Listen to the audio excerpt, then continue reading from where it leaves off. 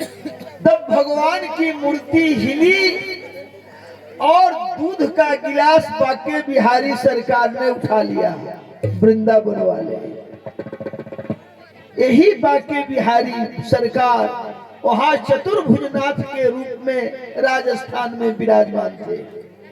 उठा लिया चतुर्भुजनाथ ने दूध का गिलास और दूध पीने लगे तो मीरा जी ने कहा प्रसाद थोड़ा सा छोड़ दो, सब मत पी जाओ। बालिका थी लेकिन भगवान माने तो क्यों माने, सब पी गए। गिलास लेके दादाजी के पास गई। दादाजी ने पूछा कि भोग लग गया, कहा तो प्रसाद। अब तो जो एक गिलास रखते थे उसमें से 2 बूंद भी तो भगवान लेते नहीं थे, पूरा गिलास का दूध वापस आता था। कहा प्रसाद, कहा जिसके लिए भेजा था सब पी गया। और देखो झूठ मत बोलो, 2-4 और लोग बैठे थे। अरे बालिका है, भूख लगी होगी, पी गई तो कहा आप उसके चक्कर में पड़े राजा होकर के। तो दादाजी ने कहा पीने का दुख नहीं है, लेकिन झूठ क्यों बोल रही है, इसका दुख है, झूठ बोलने का।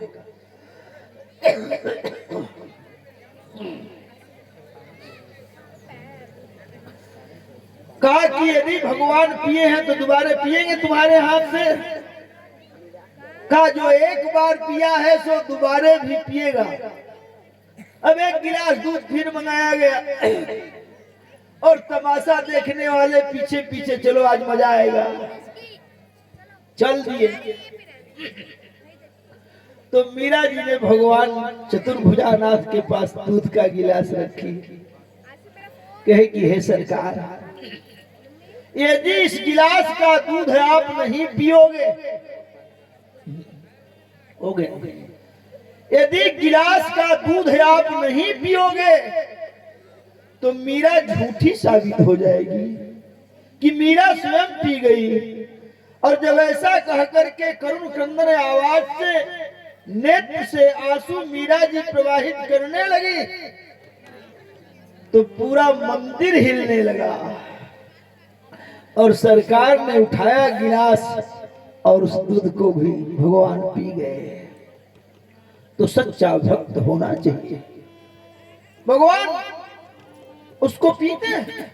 हम लोग भोजन का थाल भगवान के पास रखते हैं, नाटक करते हैं भोग लगाने का, आंख में मूंद लेते हैं, खाओ। और जितनी रोटी थी उतनी की उतनी रोटी बची हुई है और फिर झट से हम खा लेते हैं। और घर में लड़का बीमार हो गया, एक दिन रोटी नहीं खाया तो न बाप रोटी खाएगा न माँ रोटी खाएगा। क्यों नहीं खाते हो? वाह मेरा बेटा नहीं खाएगा और मैं खा लूं, कसाई हूं क्या? लेकिन सरकार के सामने हम रोते हैं। दिखाया उधर गट से खाया। अब बेटा एक रोटी एक दिन न खाए तो आंसू का धार बहने लगेगा। मेरे को कुछ अच्छा नहीं लगता है, नहीं खाऊंगा, मेरा लाल नहीं खाया। इसका मतलब कि बेटा से प्रेम है, भगवान से प्रेम नहीं है। प्रेम का हम नाटक करते हैं। और यदि भगवान से प्रेम हो जाए कि कैसे आप नहीं खाओगे, नहीं खाओगे तो हम जीवन पर्यंत नहीं खाएंगे, तो सरकार खाते हैं। बोलो गोपाल कृष्ण भगवान की। लेकिन हम ऐसा करते नहीं। अंत में माता पार्वती को आशीर्वाद मिल गया कि वही वर मिलेगा बैकुंठ वाला। मन जाहि राचो मिलहि सोवर, तात जनक तनया यह सोई। ए बैकुंठ की मालकिनी तो पार्वती जी ने सीता जी को कहा कि सोई वर वही बैकुंठे वाला मिलेगा, क्योंकि बैकुंठ वाली की आराधना बैकुंठ वाले के लिए हो रहा है। इसलिए मन जाहि राचो मिलहि सोवर, सहज सुंदर जिसके समान संसार में कोई न सहज है न सुंदर है, सांवरो और करुणा निधान है, सुजान है, शीलवान है, ऐसा वर मिलेगा। और तब सीता जी प्रमुदित हो गई, प्रसन्न हो गई। विवाह ऐसे ही लड़का से होना चाहिए। एक जगह मुसलमान भाई के यहाँ विवाह चल रहा था, तो लड़की पक्ष का मौलवी और लड़के पक्ष का मौलवी, लड़की पक्ष का मौलवी लड़की को लेकर के मंडप में बैठा है और लड़के पक्ष का मौलवी भी लड़के को लेकर के मंडप में बैठा है। तो लड़की पक्ष का मौलवी क्या कहता है कि रमजानी के एक हाय अल्लाह, हाय अल्लाह, लड़का कितना खूबसूरत है और रमजनिया बेटी का आंख एक ही है, रमजानी के एक हाय अल्लाह। अरे दोनों आंख वाला लड़का बैठा हुआ है, कितना खूबसूरत है। तो लड़के पक्ष के मौलवी ने कहा कि मौलवी साहब आप घबराइए मत, आप कह रहे हैं ना कि रमजानी के एक हाय अल्लाह, लेकिन ई जुमराती के दोनों बिस्मिल्लाह, जुमराती दोनों पांव से गायब हैं। बोलो गोपाल कृष्ण भगवान की। इसलिए जोड़ी बड़ा सुंदर लगी है, तो विवाह जोड़ी पारी से होना चाहिए। जो लड़की में गुण हो वही लड़का में भी गुण हो, तब मजा आएगा गृहस्थ आश्रम में। और पति पत्नी जहाँ एकत्रित हो तो विवाद नहीं, संवाद होना चाहिए। बोलो गोपाल कृष्ण भगवान की। अब कल जो है विवाह की कथा होगी, धनुष यज्ञ विवाह बहुत कथाएं हैं। कल से कथा को रफ्तार हम तेज देंगे। बोलो गोपाल कृष्ण भगवान की।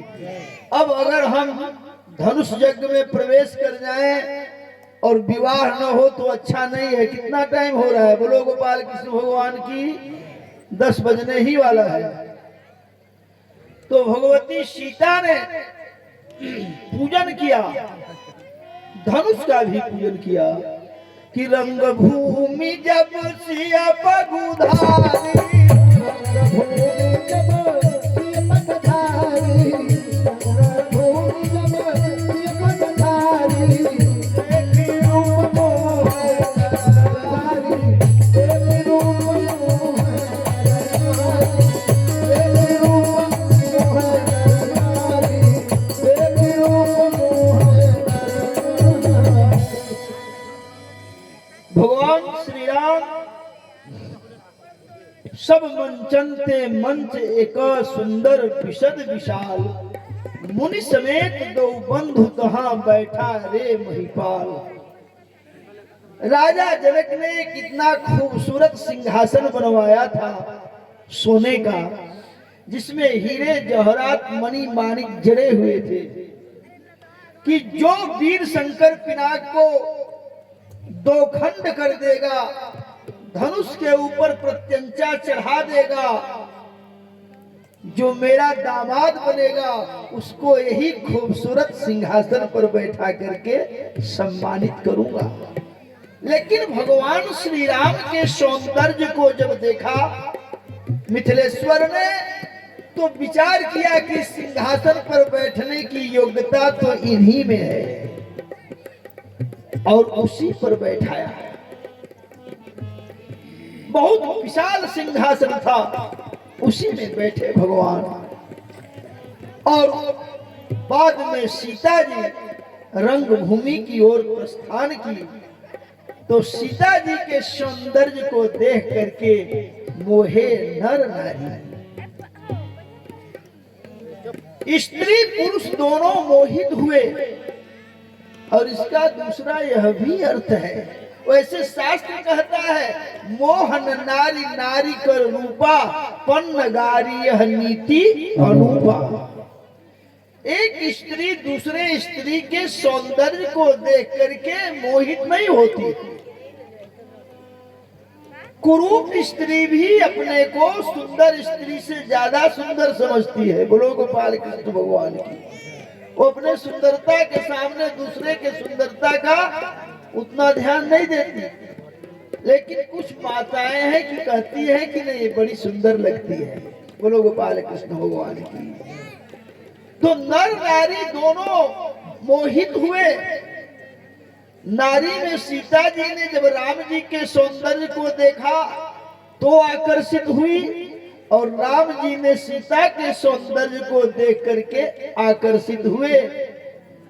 रंग भूमि जब शिव पगुधारी, पगुधारी देखत विप्र चरण मन लोभा। ये वर के रूप में पगुधारी आया है।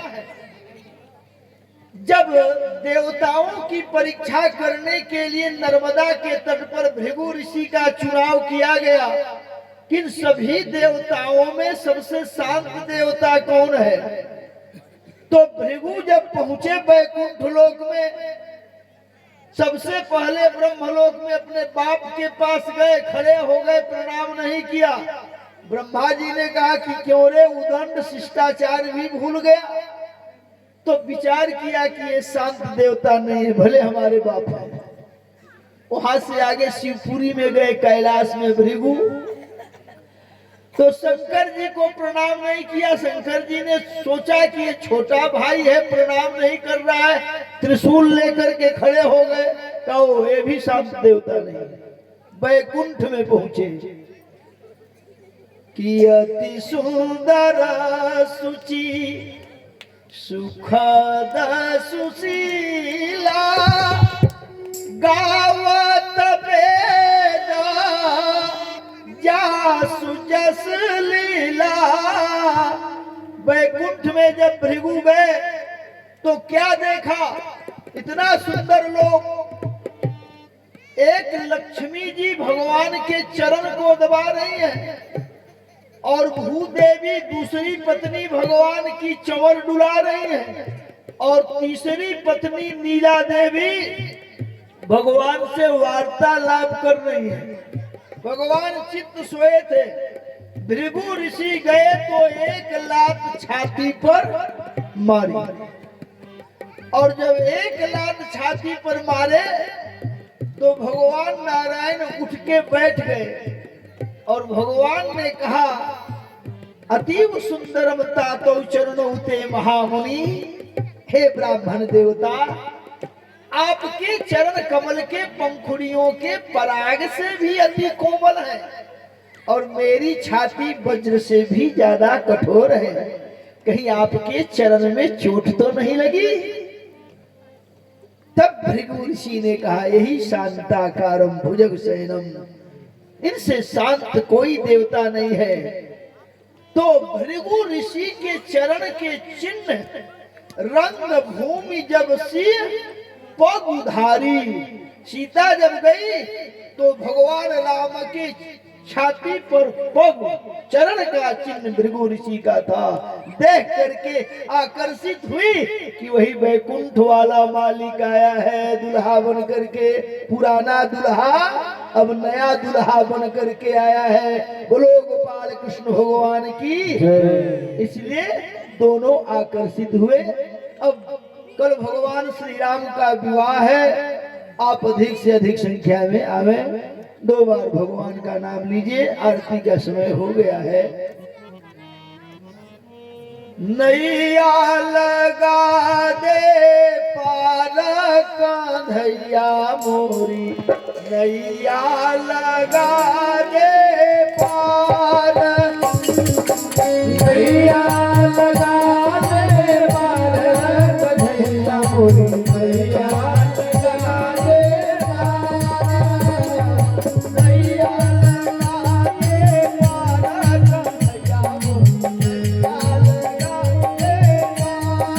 नैया लगा दे पार कान्हैया मोरी, नैया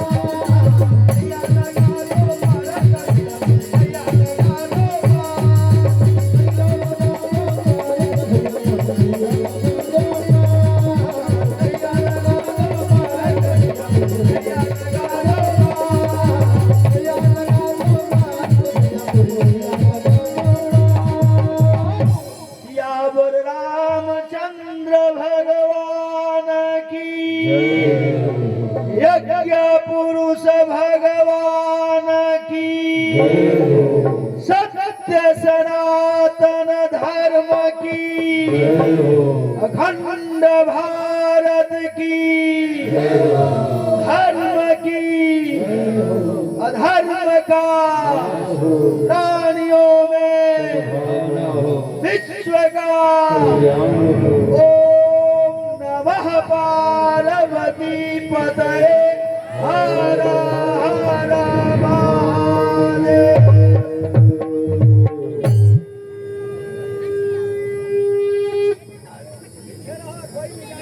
सब लोग बड़े प्रेम से खड़े हो जाएं। भगवान की परम मंगलमय आरती।